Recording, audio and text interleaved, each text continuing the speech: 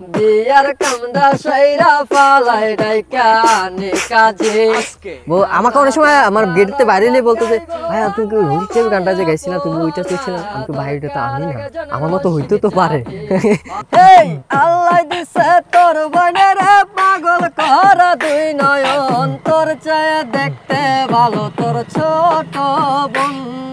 এইটা রসিক চাইবেলা গানটা তো এটা অনেক আগের একটা গান।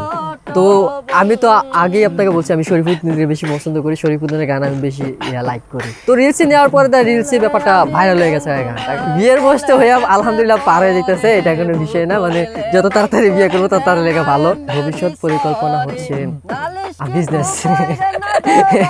নালিশ কিন্তু কইরে না গো বাবার কাছে যাইয়া রে, গ্রামে আইসাছে এক কোন শহরের মাইয়া রে। আসল কথা কি লক্ষ্য যদি থাকে একটা তাহলে একদিকে ফোকাস করাটাই টার্গেটটা আমি মনে করি ভালো। মানে বেশি একটা আমি মানে মেয়ে মানুষের থেকে একটু দূরে দূরে থাকার চেষ্টা করি, কেননা কখন কোন ফুটেজ নিয়ে কোন ছায়া লাগাই দেয় আল্লাহ কোথায় জানে। আধারের ওই নীলা চলে তোমায় ভালোবাসে, স্বপ্নের সে আবেগে তোমার কাছে ছুটে আসে।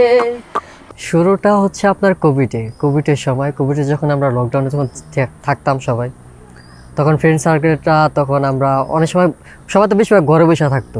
তো আমরা চিন্তা ভাবনা করতাম যে ঘরে বসে থাকলে তো সবসময় আইব্রোর মতো লাগবে, একটু অন্যরকম ফিল লাগবে। তো আমরা অনেক সময় বাইরে এক সপ্তাহে থাকাকালীন মনে মধ্যে আমরা ছাদের মধ্যে যাইতাম বা একটু নিচে থাকতাম, থাকে মনে মধ্যে একসাথে সবাই হওয়ার পরে মানে একটু গান বাজনা তখন করতাম।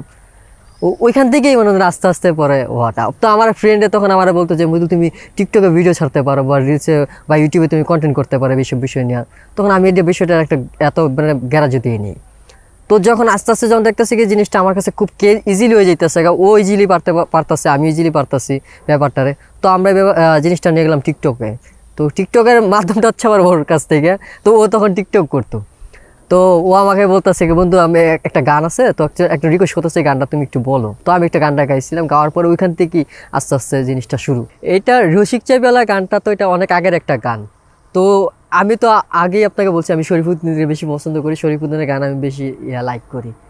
তো ওনার প্রত্যেকটা গানই আমার সবসময় বেশি ভালো লাগতো। তো আস্তে আস্তে ওনার কিছু কিছু যে টপিক, কিছু লাইনের যেগুলো গান যেগুলো আমার কাছে বেশি ভালো লাগতো, ওইগুলো গানগুলোই আমি বেশি একটা প্রেজেন্টিং করতাম। তো এইসব গানগুলো মানে আগে টিকটকে বেশি একটা গাওয়া হয়েছিল। তো আবার যেহেতু রিলসের মাধ্যমে জিনিসটা আবার আইছে, তো ওই কারণে মধ্যে রিলসের মাধ্যমে আবার ব্যাপারটা আবার বেশি একটা চালু করা শুরু করলাম। তো ওই গানগুলো আমি আবার রিলসের মধ্যে আবার নিয়ে গেলাম। তো রিলসে নেওয়ার পরে তার রিলসে ব্যাপারটা ভাইরাল হয়ে গেছে। গানটা ভাইরাল হয়ে যাওয়ার পরে তো ইগল মিউজিক থেকে তখন আমাকে ডাক দিছিল। তো ইগল মিউজিক থেকে তখন গানটা তখন রিলিজ করা হয়েছিল। আমার সাথে আমার দুই বন্ধু আছে, দেন একজন হচ্ছে বিট বক্সিং মারে, আরেকজন হচ্ছে যে র্যাপ করে। তো ওগো দুজনের মাধ্যমটা কি মানে বলছেন আমরা যখন সেলফিতে বা কোনো এক জায়গায় মনে বলছে আমরা গানের এপিসোডটা যখন করি, কাজটা যখন করি, তখন আগের থেকে মনে বলছেন আমরা হঠাৎ যে জিনিসটা কি হঠাৎ হয়ে যায়, মানে হঠাৎ একটা গান ভালো লাগলো, এই বন্ধু ভালো লাগছে গানটা, এই গানটা আমরা কাজ করে ফেলি, মানে যে গানটা নিয়ে আমরা শর্ট একটা ভিডিও বানাই ফেলি। বিট বক্সিংটা আমি তখন শুনতাম, বিগ বক্স ব্যাটেল হইতো অনেক জায়গায়, ইউটিউবে দেখতাম, অনেক জায়গায় দেখতাম। দেখে পরে মনে করেন যখন যমুনা একটা কম্পিটিশন হইতো, পর্যায়ে দেখলাম যে সবাই ওই জায়গায় বিট বক্সিং করতেছে। পরে দেখে ভালোই লাগলো যে কেমনে বিট বক্সিং মারতেছে। পরে আমি আস্তে আস্তে চেষ্টা করলাম, আমার এক বড় ভাই বলছিল ডাবল নিশ্বাস ভাই যে তুমি চেষ্টা করো তাহলে তোমারও হইব। পরে আমি অনেক চেষ্টা করছি, আস্তে আস্তে পরে আমার সাউন্ডটা মুহের ভিতরে আইছিল। পরে আমি তখন শুধু র্যাপ গানের সাথে মারতাম বা একা একা মারতাম। পরে যখন আস্তে আস্তে দেখলাম যে মজুল্লাহ গান বলতেছে, পরে ওদের সাথে চেষ্টা করলাম, দিয়ে মিল গেছে। পরে মিলার পরে ওদের সাথে গান করা শুরু করলাম। র্যাপ করার ইচ্ছাটা লাইক 4-5 বছর ধরে আমার জিনিসটা কাজ করতেছিল। তখন র্যাপ জগৎটা মানুষ একটু নেগেটিভভাবে নিত, তো আমি একটু চেষ্টা করতাম যে সবসময় কীভাবে ভালো দিকটা দেওয়া যায়।